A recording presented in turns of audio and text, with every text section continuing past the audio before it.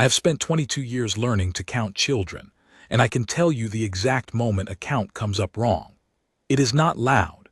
It is a small cold drop somewhere under the ribs, the kind of cold that knows the answer before the brain does.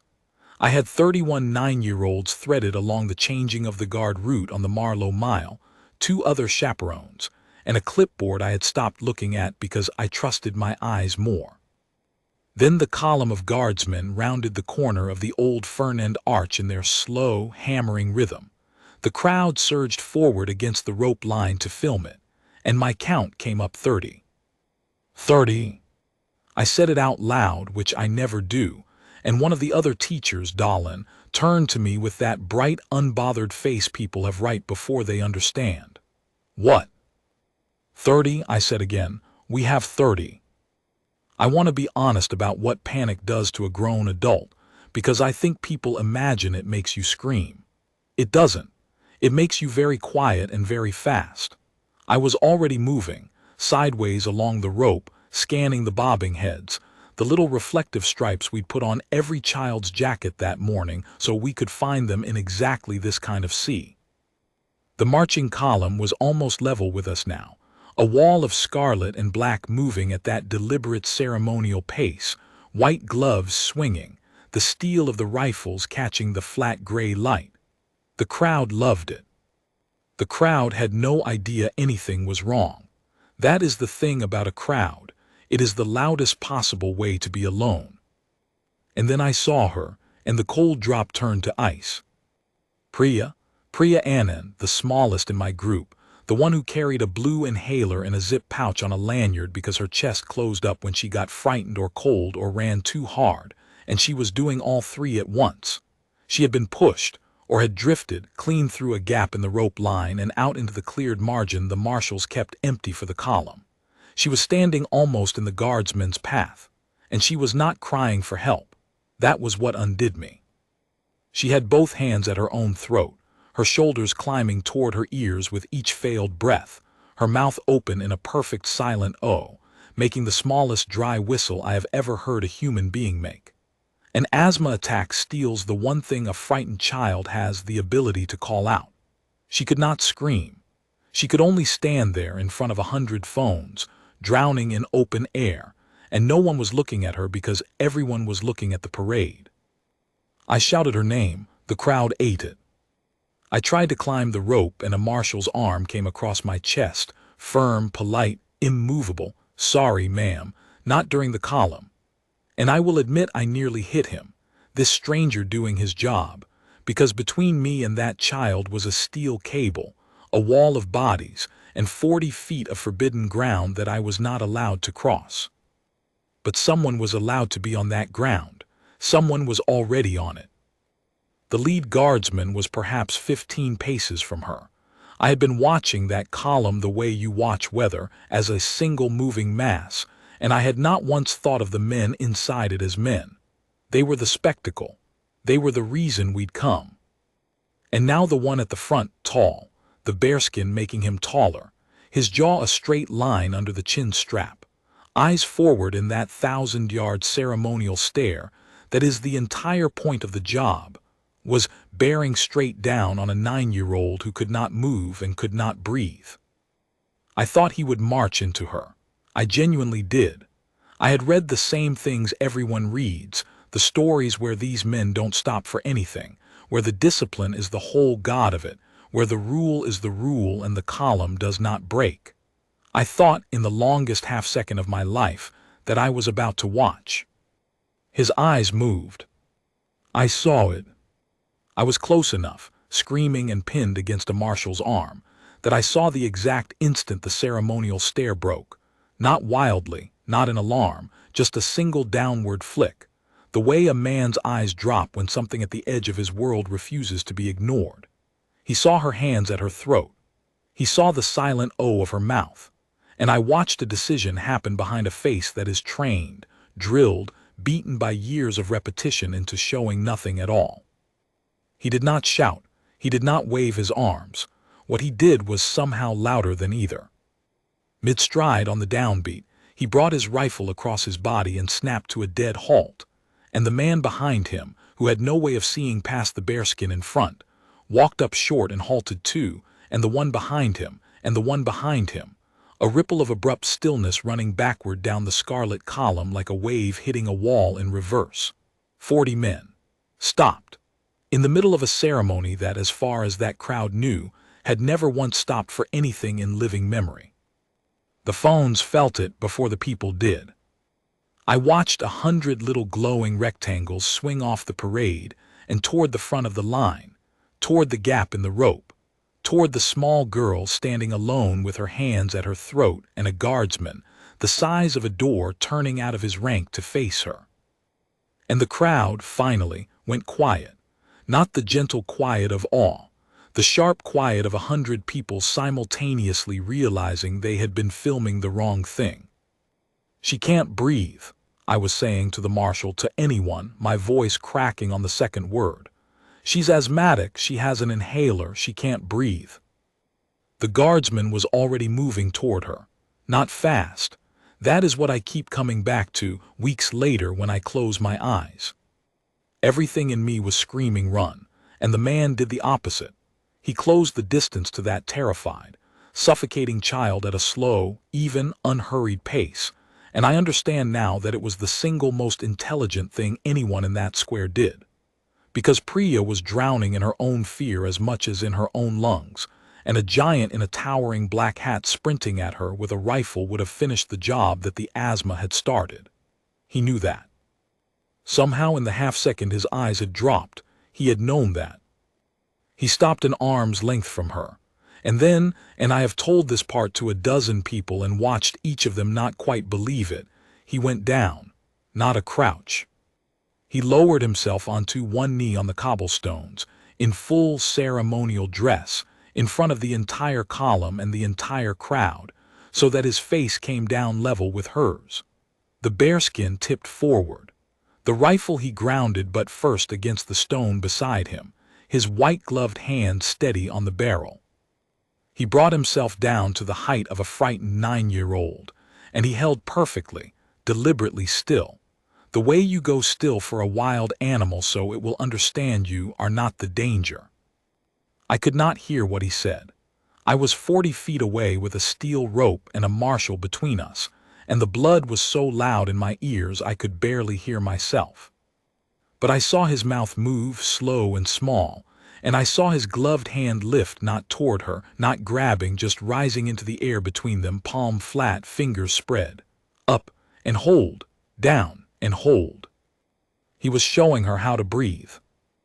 I have thought a great deal since about how a man learns to do that. It is not in any tourist brochure about these guardsmen.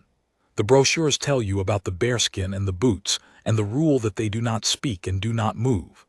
They do not tell you that somewhere behind the discipline is a person who has, at some point in his life, knelt in front of a panicking human being and slowed his own breath down on purpose so that they would copy it. You do not learn that on a parade ground. You learn that somewhere harder. His gloved hand rose, slow, palm open, held at the top, and I watched Priya's tiny shoulders, which had been climbing and locking, hitch upward to follow it, a ragged, shallow, terrible little pull of air, but air. His hand came down, slow, hold, and her shoulders came down with it, and the dry, silent whistle changed just slightly into something with a thread of sound in it. In, hold, out, hold. He was a metronome the size of a wardrobe, kneeling on cold stone, and she was matching him. And for the first time since I'd seen her hands fly to her throat, I believed she was not going to die in front of me on the Marlow Mile. But believing it and knowing it are different counts, and I knew, the way every adult around that rope was beginning to know, that breathing exercises do not stop an asthma attack. They buy minutes. They keep a frightened child from spiraling into the kind of full closure that no amount of slow palm raising can open again.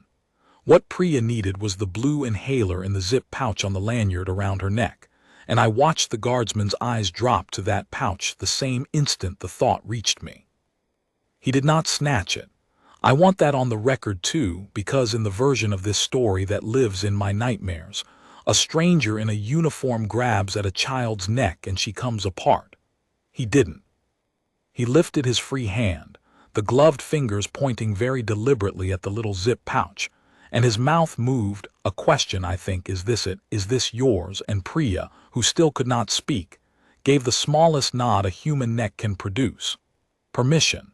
He had asked a suffocating 9-year-old for permission, and waited for it with 40 men frozen at his back and a city's worth of phones on his face.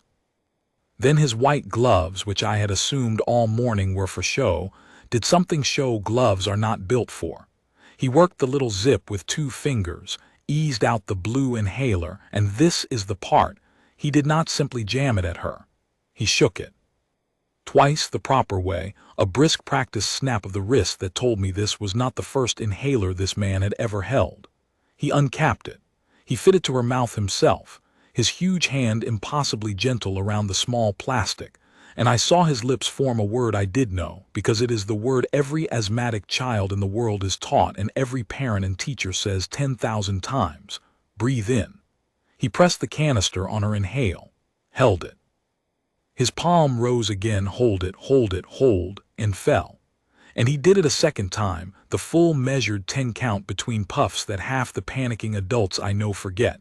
And the marshal beside me, the one whose arm was still across my chest, said under his breath, almost to himself, "He's done this before." He had done this before. I was certain of it. There is a difference, visible at 40 feet, between a man improvising kindness and a man executing a procedure he has run until it lives in his hands. Everything about him was procedure. The slow approach so as not to spike her fear, the kneel to her eye line, the asked permission, the shaken canister, the 10 count, the steady palm keeping her on rhythm between doses. He had built an island of order around one drowning child in the middle of a crowd coming apart at the seams, and he had done it without once raising his voice, because he didn't have one to raise. The rule said he could not speak, so he had found a louder language and spoken the whole thing in it. And then he looked up sharply, the first fast motion I'd seen from him, and his eyes went past the child, past the rope, and found me. I will never know how he picked me out. Maybe it was the clipboard. Maybe it was that I was the only adult fighting a marshal to get over a rope instead of holding up a phone. But his gaze locked onto mine across that 40 feet of forbidden ground, and he did something with his free hand that was not for the crowd and not for the cameras and not for the child. It was for me. He raised 2 gloved fingers to the side of his bearskin in a short, crisp motion, then swept them down and out toward Priya and back to himself. A soldier's hand sign, economical, unmistakable even to a schoolteacher who had never served a day. I have her. Come. Bring help. I have been given instructions by a great many people in my life. I have never in my life obeyed one so fast. Let me through, I said to the marshal, and there must have been something new in my voice because the arm that had been a wall came off my chest at once. That's my student. He's calling me over. Get the medics, they have a first aid post at the Fern End Arch, go, run, and the marshal, God bless him, did not argue the protocol a second longer. He keyed the radio clipped at his shoulder and was already barking coordinates into it as he lifted the rope for me, and I went under it and out onto the cleared stone, into the space where civilians do not go, toward my smallest child and the enormous kneeling man keeping her alive. The crowd noise changed again as I crossed. I felt it more than heard it, that low collective exhale a mass of people gives when the lone figure they've been holding their breath for finally gets some help. A few of them started clapping, uncertainly, then stopped, because it didn't feel like a clapping kind of moment, and they were right. I reached them and dropped to my own knees on the cobblestones, and up close it was both better and worse than it had looked. Better, because Priya was breathing shallow and frightened, and clinging to the rhythm of that rising, falling glove like it was the only solid thing in the world, but breathing.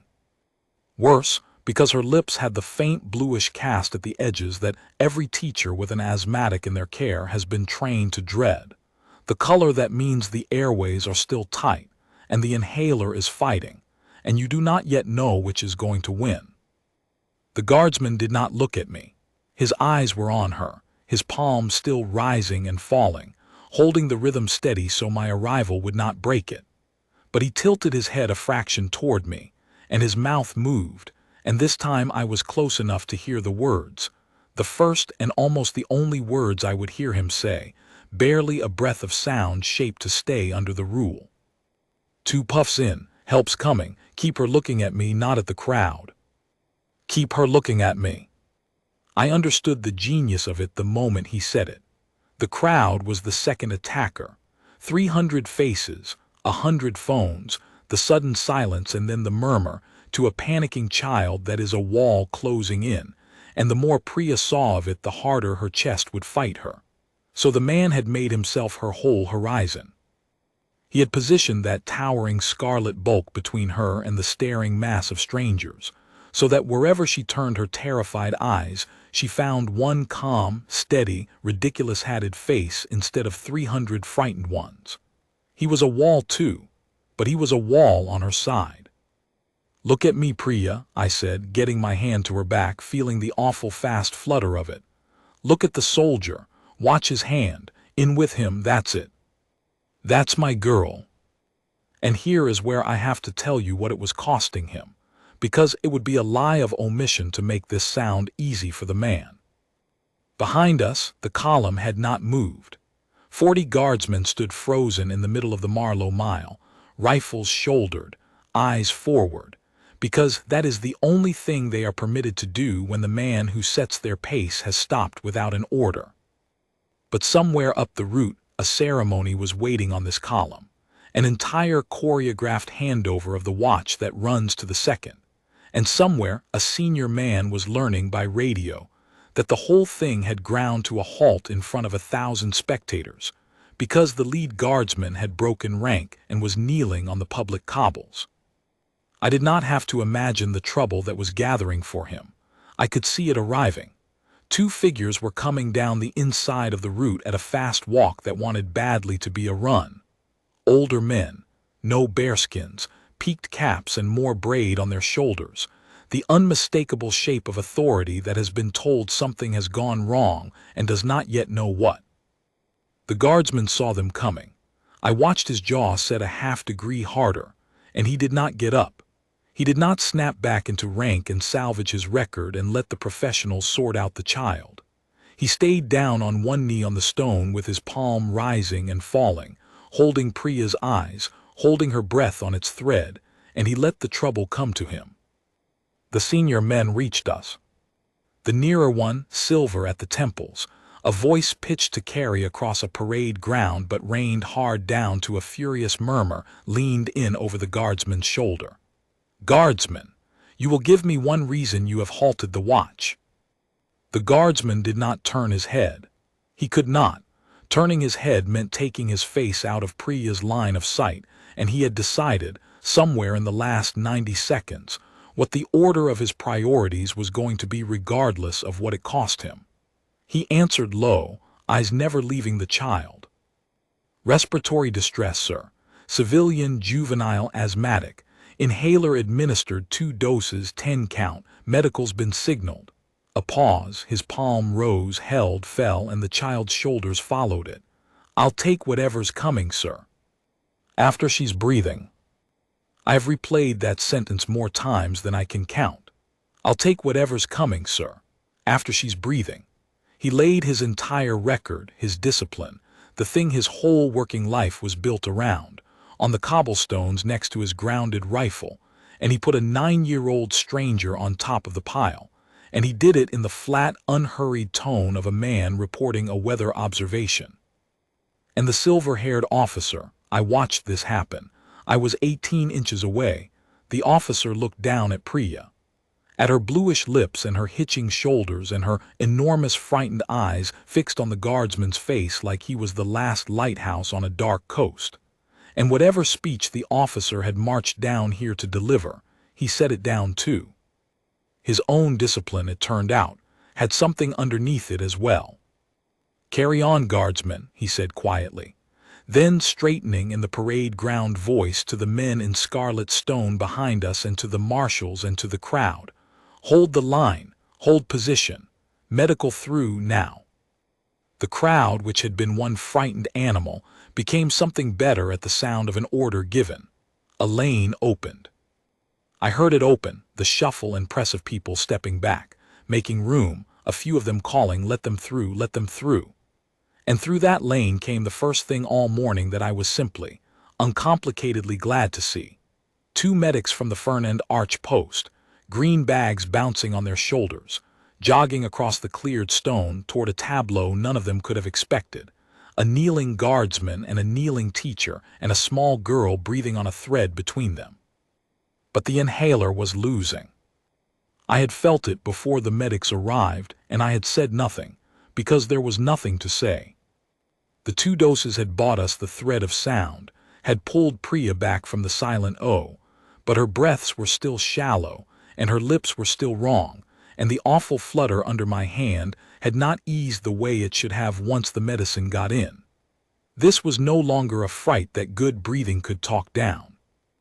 This was a real attack with real chemistry behind it, the kind that an inhaler slows but does not stop, and I think the guardsman knew it before I did, because I saw his palm falter for the first time, half a beat of hesitation in that perfect metronome, when he heard the rasp climbing back into her chest. "She's tightening again," I said to the medics as they dropped beside us. "Asthmatic, she's had 2 puffs of her own salbutamol about." I looked at the guardsman. 90 seconds and 3 minutes, he said instantly without being asked, eyes still on the child. He had been counting. Of course he had been counting. First dose roughly 3 minutes ago, second at 90 seconds, 10 count between. The senior medic, a broad, calm woman who had clearly walked into worse, gave the guardsman a single fast look that had a whole conversation in it. "Who are you and where did you learn to report like that?"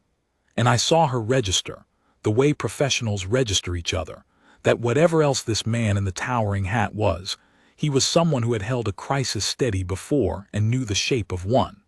She did not waste a second second-guessing him. She took his 3 minutes and his 90 seconds and his 10 count as gospel, the way you take a report from someone who has earned the right to give one, and she built the next 90 seconds of treatment on top of his without pausing to check his work. And then she was all business, sliding a small mask and a canister out of the green bag, talking to Priya in the same low, even register the guardsman had used, because calm is the one thing in that bag you cannot run out of. "Hello, sweetheart. We're going to make this much easier in just a second. This is a bigger version of your blue puffer. You're doing brilliantly." And Priya, who had not made one voluntary sound the entire time, who had been a silent suffering point in a roaring crowd, turned her head a few degrees away from the guardsman, toward the mask, and then turned it straight back to him, to the soldier, as if to check, as if asking with the whole of her terrified face whether this was all right, whether she could trust the new strangers, whether it was safe to look away from the one steady thing in her collapsing world. The guardsman gave her the smallest nod, and then he did the thing that I will carry with me until I am very old. He took off a glove. One white ceremonial glove, peeled off finger by finger with the same unhurried economy he had done everything else, and tucked into the front of his tunic. And he held out his bare hand, palm up, on the cobblestones between himself and the child, not reaching for her, not taking, just offering, the way you offer your open hand to someone who is allowed to take it or not. An anchor she could grab if she wanted one. A choice, when everything else in her body had stopped giving her choices. Priya's small hand came off her own throat and into his, and his fingers closed around it, gently, gently. A hand that could have palmed her whole fist swallowed instead of crushed, and the medic fit the mask over the child's nose and mouth, and the canister hissed, and Priya's eyes went wide with the strangeness of it and flew straight to the guardsman's face for what to do. "Slow," he murmured under the rule just for her. His thumb moved once across the back of her hand, like before with me, and his bare hand rose, holding hers, palm and palm together, climbing into the air between them. Hold at the top, down, hold, the medicine fogging the inside of the mask, her chest pulling against itself, and then, on the fourth rise of their joined hands, pulling a little easier, and on the 6th, easier still. I felt it under my palm on her back before any monitor could have told me, the awful locked flutter beginning, at last, to loosen. The breaths going from shallow, snatched things to something with a floor under them. The medic watched her little chest and her color and the second hand of her own watch, and after a stretch of time that felt like a season and was probably 90 seconds, she said, not to us but to her partner in the flat good news voice that medics save for when the worst has passed, "She's moving air. Good air entry left and right. Sats coming up." And then to Priya warmly, "There she is. There's our girl. You keep breathing just like that soldier's showing you."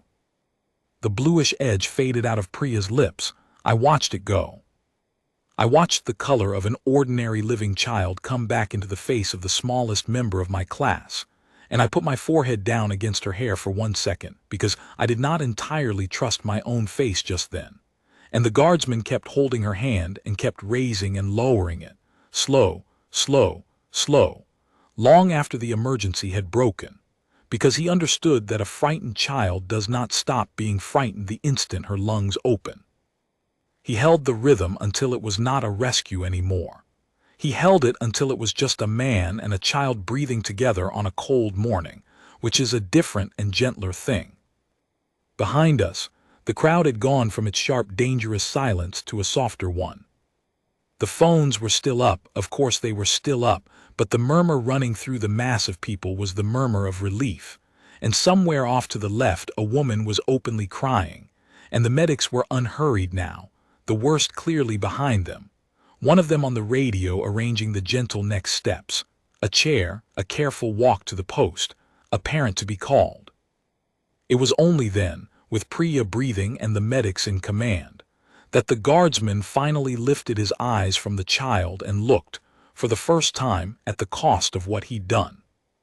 40 men still frozen at his back, the silver-haired officer standing over the scene with his hands behind him, the whole stopped machinery of a centuries-old ceremony hanging in the air, waiting, 1,000 witnesses. And in the middle of it, a lead guardsman on one knee with a child's hand in his bare one, and a single white glove tucked into his tunic where regulation said no glove should ever be. He looked at the officer, asking, I think, without a word, whether he was permitted to finish what he'd started, to stay until the child was steady, until she was handed to someone who loved her, or whether duty was about to reach down and pull him back up into the line where he belonged. The officer looked back at him for a long moment. "The watch can wait 3 minutes more, guardsman," the officer said, quietly, only for the small circle of us to hear. And then something crossed the older man's face that I would not have predicted from someone with that much braid on his shoulders, something almost like apology or memory. "My daughter had the same trouble of the chest when she was small. I sat up 100 nights of it." He paused. "You did exactly right. Stay with her until her people come." I did not understand, in the moment, the size of what the officer had just done. I understood it later, when I read the things one reads about how those ceremonies are run, that the changing of the watch on the Marlow Mile is timed to the second, that the men who oversee it answer to men who answer to men, that the entire weight of an institution built on the principle that the column does not stop was, for those 3 minutes, being held back by one silver-haired officer's flat refusal to make a kneeling guardsman choose between a child and his record. The officer could have ordered him up. The rules would have backed him. Instead, he had spent his own authority, quietly, completely, to buy a stranger's child 3 more minutes, and then he had stood guard over the spending of it. I learned later, because I made it my business to learn, what that permission cost the chain of command to give and the guardsman to be given. There would be a report. There is always a report. A column does not stop on the Marlow Mile without paperwork climbing all the way to people I will never meet.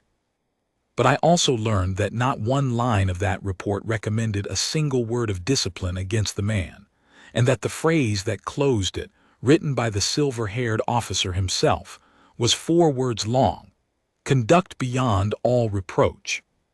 Priya was sitting up now, the big mask traded for a smaller one, leaning against my side, her color good, her breath still careful but her own. And she was looking at the guardsman with the particular total devotion that small children give to the person who pulled them out of deep water. She tugged at my sleeve, the first deliberate communication she'd managed since the whole thing began. And when I bent down, she put her mouth right against my ear and whispered, in a thin, reedy voice that was the single most beautiful sound I heard that entire year. "Is he a real soldier?" I looked at the man kneeling in his scarlet and black, one glove off, a child's trust resting on him like a metal heavier than any of the ones on his chest, 40 men holding the line at his back because of what he judged was worth stopping for. I thought about the shaken canister and the 10 count and the asked permission, and the body turned to make himself her whole horizon. I thought about "I'll take whatever's coming, sir," after she's breathing. "Yes," I told her, "he's the realest one I've ever seen." They walked her to the first aid post at the Fern-End Arch with a medic on either side and her hand still wrapped, for the first few steps, around the guardsman's bare fingers, until the moment came that it had to let go, because he could not leave the cleared stone and she could not stay on it, and a thing like that has to end somewhere. He brought himself up onto his feet then, slow and straight, unfolding to his full towering height, and Priya tipped her head all the way back to keep him in view as she went, the way you watch a tall tree as you walk away from it. At the edge of the rope she stopped the medics. She turned around, and she lifted her small hand and gave him a wave, not a frightened wave, not a sick wave, just the wave of a 9-year-old who has decided someone is her friend forever. I did not think he would answer it. The glove was back on his hand by then. The rule had closed over him again like water over a stone. His eyes were already climbing back to the forward stare that the job demands. I thought the moment of the man was over and the moment of the statue had returned. But as Priya waved, his white-gloved hand came up off the rifle, just a few inches, just for a second, a small flat motion at the level of his hip where regulation would barely notice it and a watching child certainly would. He waved back. Once. Then the hand returned to the rifle and the eyes went forward and he was a guardsman again and the wall of him was just a wall. The officer let 3 full breaths go by. Then, in the parade ground voice that I will hear in my head for the rest of my life, "Guard by the front, quick march." And the column came back to life. The bearskin tipped level. The rifle came up across his body. His boot struck the cobblestone on the downbeat. And the man behind him stepped off, and the man behind him, the wave of stillness running forward into motion now, the same ripple in reverse, and the scarlet line flowed back into its ancient hammering rhythm as though it had never stopped at all. The crowd, which had forgotten entirely that it had come here to watch a parade, remembered, and the cheer that went up as the column moved off was not the polite tourist applause from the beginning of the morning. It was something with a crack in the middle of it. People were clapping for the marching, and they were clapping for what the marching had stopped for, and they did not entirely know how to tell the two apart, and neither in that moment did I. I did not see his face as he passed. He was looking forward, the way he is paid to look forward, the way he had looked forward for the whole long, ordinary stretch of his morning before a teacher's count came up one short, and a small girl drifted onto his ground unable to breathe. To anyone joining the crowd just then, he was exactly what the brochure promised. A flawless ceremonial soldier in a tall black hat, eyes front, betraying nothing. The very picture of a man who does not move and does not feel. They would have no idea. That is the strange, quiet truth I carried home with me and have not been able to set down since. The discipline that makes him look like he would march over a child is the same discipline that let him kneel beside one and slow his own breath down until hers could follow. It was never 2 different men. The stillness and the kneeling came out of the same place. I had simply never understood, until I watched it, that the whole point of being that unbreakably controlled is so that you have something left to give on the one morning it actually matters. Priya was fine. I should say that plainly, because I know how these stories can sit in a person's chest if you don't. She spent an hour at the post with a nebulizer and a blanket and 3 medics fussing over her, and her mother arrived white-faced and left weeping the good kind of tears. And by the next morning, Priya was back in my classroom telling the entire saga to 30 riveted classmates with the dramatic license that only a survivor is allowed.